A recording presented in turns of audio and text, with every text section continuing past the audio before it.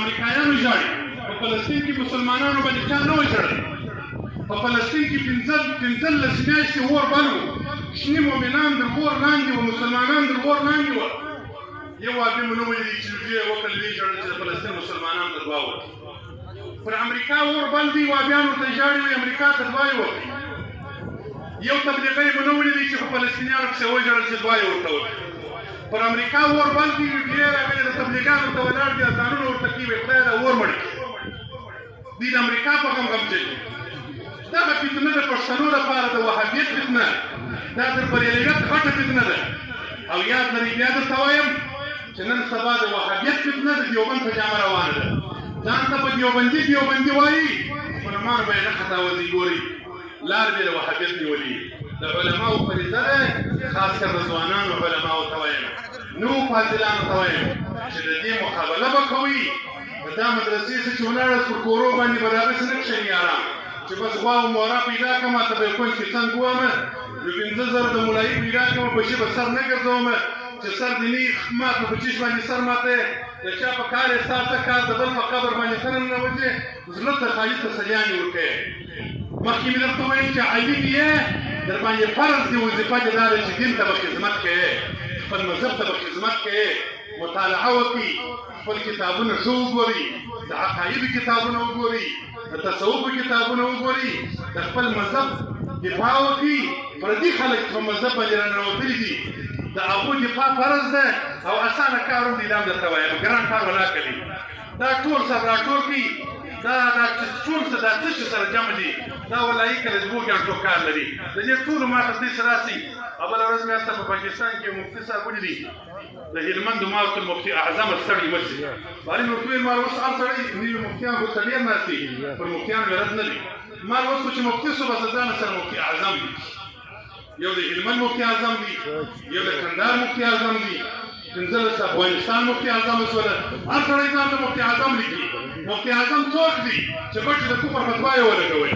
چې مسلمانان یې کافران کړل چې هر چا ته یې مشرک ویله بس دا مفتي اعظم دې فتواوې کې لګي نو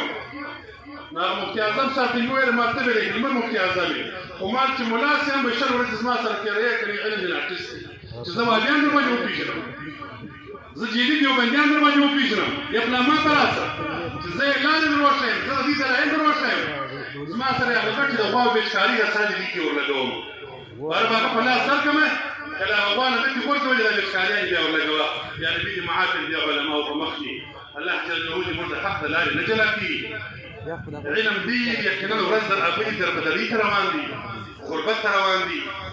علماو په نامه خلک ډېر دي خو عالمان د شاګو کم پیدا کېږي او یقین عمري تاسو ته خپله معلومېږي چې زما خبرو ته ضرورت نه هم نه وي خو بیا هم زه به د خپل ځان د خپل ضمیر اظهار سره وکړم چې دغه شیوخ مبارکان خاص کر دا دوه شیخین مبارکین چې ستاسو استادان دي د دې عصر نابغه علماء كشيخ الحديث والتفسير حضرة العلامة أبو الفيصل أو كشيخ الحديث والتفسير حضرة العلامة محمد السيد حفظهم الله تعالى وأفاضنا الله تعالى من فيضاتهما وبركاتهما دا يقينا الذي عصرنا بغا علماء فعلم فعلمية دشمنان من إسلام الآيان أو كل ذي نعمة محسود نعمت پیدا کی حاسدان بدلیږي خلق عناد در سره کی خلق حسد در سره کی داستا نعمت پر تا باندې خلق نه دي ګرځو نو هیڅ یې نشته ولی خلق بد نه وړي ولی د خلق په مقابله کې درېږي کم دی کم دی کم خوای کم ده نعمت د خلق دا نعمت الله تعالی ته ورسه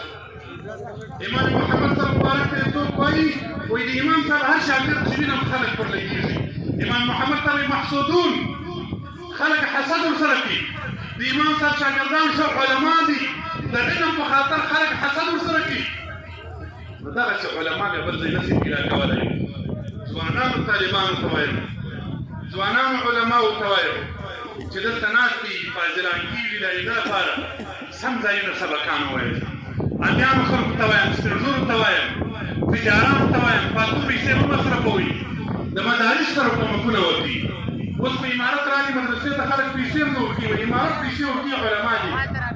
بس امارت کې کله ورور امارت خو راټولې مدرسې نه آبادوي